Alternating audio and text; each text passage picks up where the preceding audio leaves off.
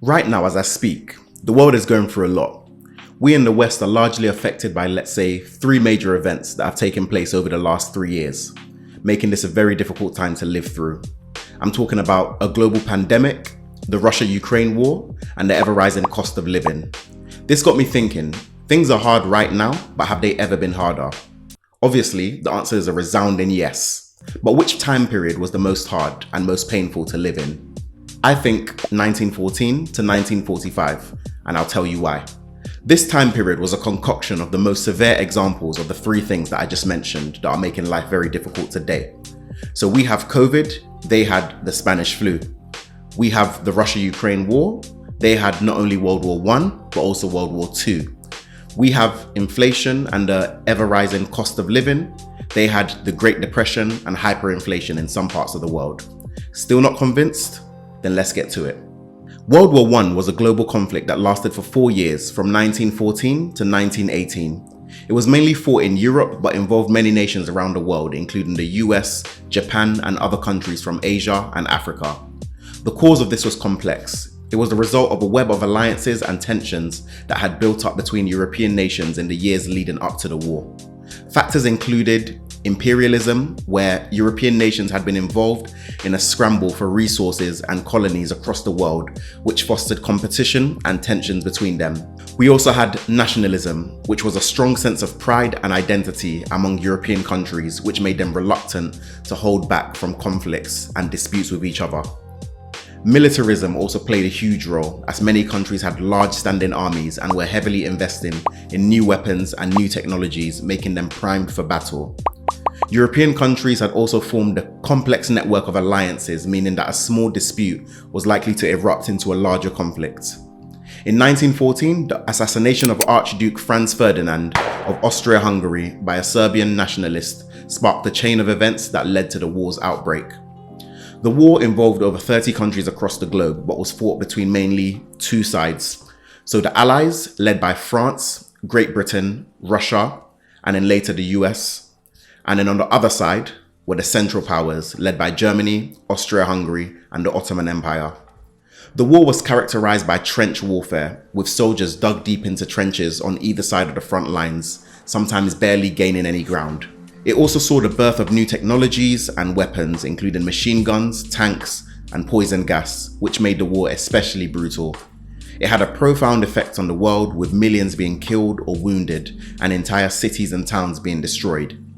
The war also led to significant social and political changes, including the collapse of several empires, the rise of new nation states, and the formation of the League of Nations, which was the first worldwide intergovernmental organization with primary aims of keeping world peace.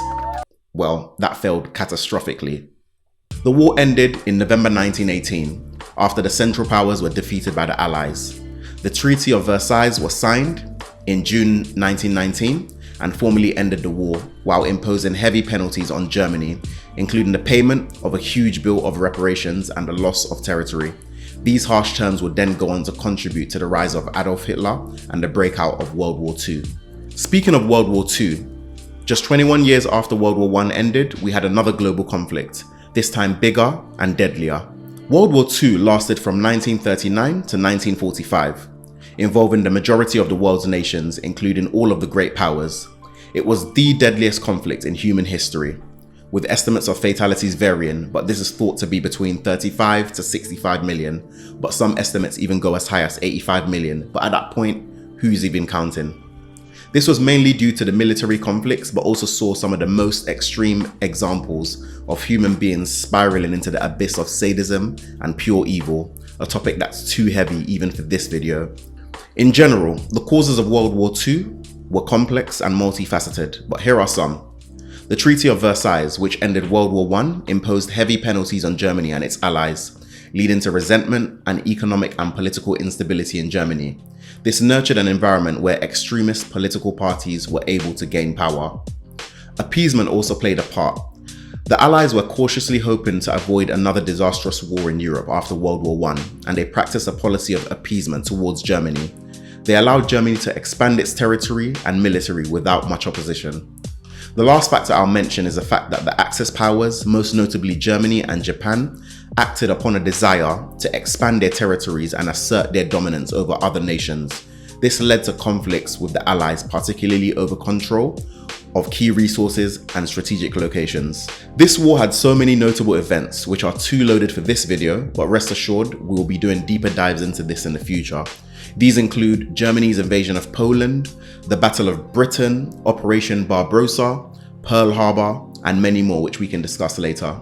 Eventually, the war ended with the defeat of Germany and Japan by the Allies in 1945. Good lord. Now, enough about war. Let's talk about disease. Now, imagine living across the span of two great wars, and towards the end of the first war, you're hit with the Spanish flu.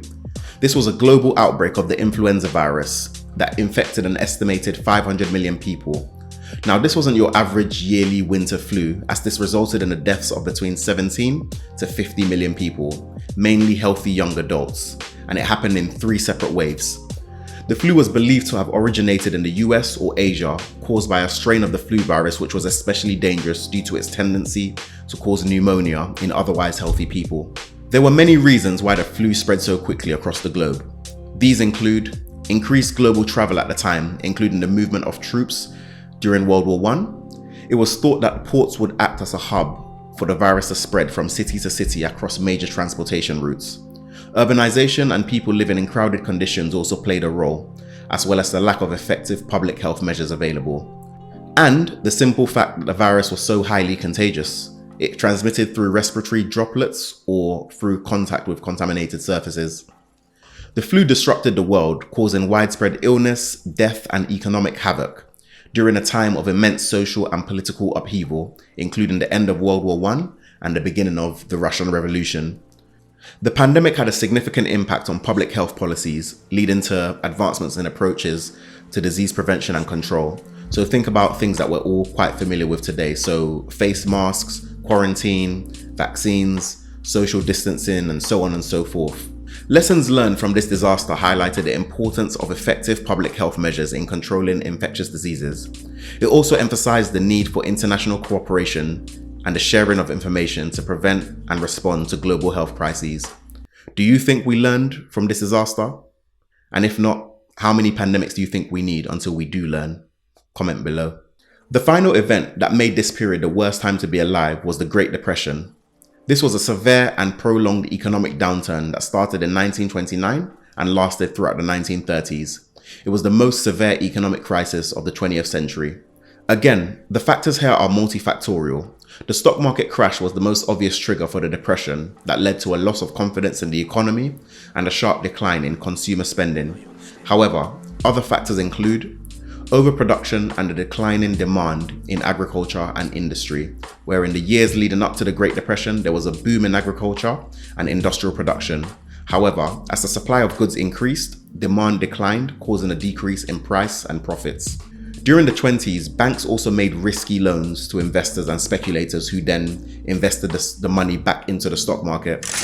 Once the Wall Street crash happened, these investors couldn't pay back their loans and banks began to fall like a stack of cards.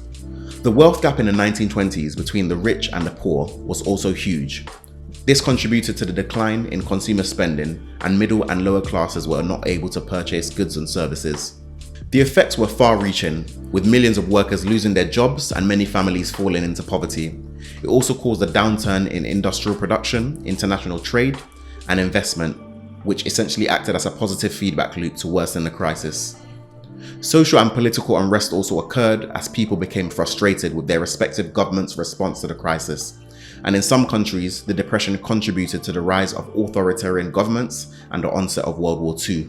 This event taught the world the importance of effective government intervention in times of economic crisis, as well as the need for international cooperation and the regulation of financial markets to prevent and respond to economic downturns. It also led to the creation of international financial institutions such as the International Monetary Fund and the World Bank, which aimed to promote economic stability and growth.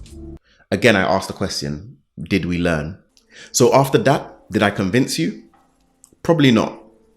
To be fair, you can probably think of other situations in the past which have been much, much worse. But regardless, as I reflect on the hardships that we face today, it gives me comfort in knowing that in worse situations in the past, we've managed to overcome and pave a way through the darkness.